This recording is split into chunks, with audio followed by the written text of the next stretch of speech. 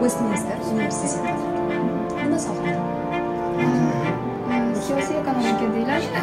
Aslida bu programma, bu dastur hamma yosh o'qituvchilar uchun ochiladi. Kimda qiziqish bo'lsa, izlanishga, xohlashga, o'sha markaziy Osiyoni o'rganishga.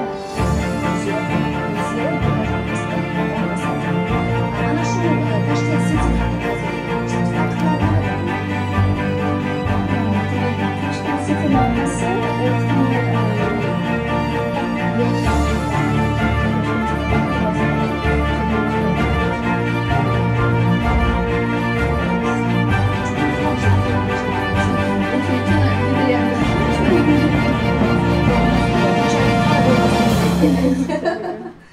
Dilmira, it's been wonderful to be talking to you here at the Voice of America. We just had our long conversation in Uzbek. Obviously, Tashkent City is a very relevant topic for the Uzbek people. And interestingly, you have been researching on this topic in Washington.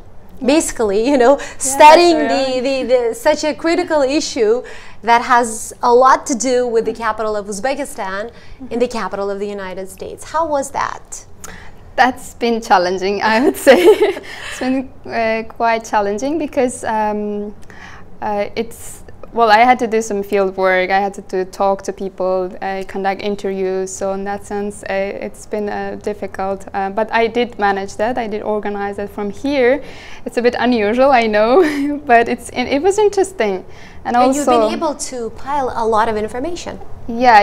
Well, I had to because and I've been working at the same time with the media in Tashkent and here, collecting some data, also organizing some interviews and field work back home in Tashkent. But it's not impossible, I would say. Yeah, you can do research if you have really big interest and passion. Yeah, you can do it anywhere. So Washington has been great for that sense also. I watched your presentation at George Washington University that you did a few weeks ago, and this is why I wanted to have this conversation with you so much. And you described this humongous project, cool project, you know, something that the Uzbek government is eager to do. But it's going to cost a lot of money. It's going to cost a lot of labor, and most importantly, it's a huge test for the government, which is going through reforms, right, as it says. Yeah, it's a huge project, Tashkent City, so that it aims to transform the city, rebrand it, the central part of Tashkent into an international business center, which is attractive for foreign investment and business, and also which is, well, convenient maybe for doing business for local as well as international organizations. But yeah, you're right. I mean, it's challenging for new government. I mean, the new Mirziyoyev's government, which is now eager to do reforms and quite opening to the region and to the world. But it is very ambitious.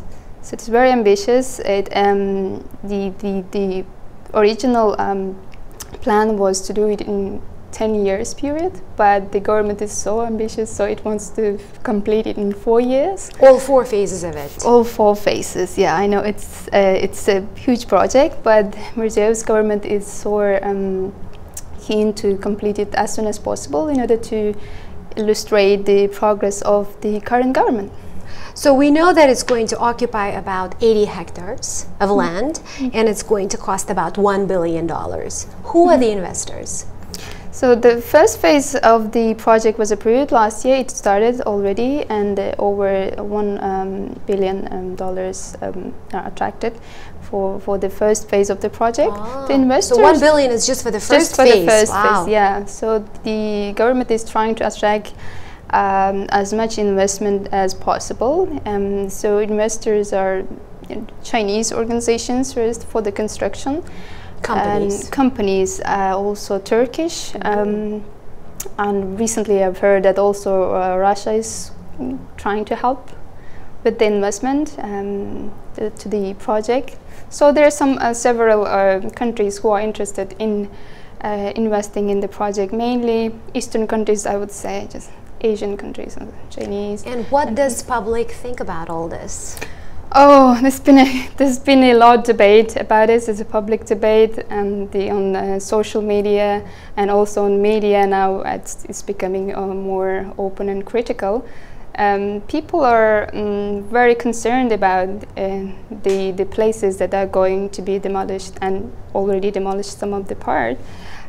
So they are concerned about the relevance of the project. How would it create some public space for And we're talking about some of the most ancient parts of the city, right? Of the old city. Exactly, and mahallas, the traditional neighborhoods are under demolition due to the project, and it's been really emotional and really difficult for those residents who live there. They showed some resistance, but they knew that they have to move anyway, so some of them are staying there, saying that we don't want to move. But most of them have already moved to other places which have been offered by the agencies. But it's been really emotionally and practically difficult for those residents in the neighborhoods.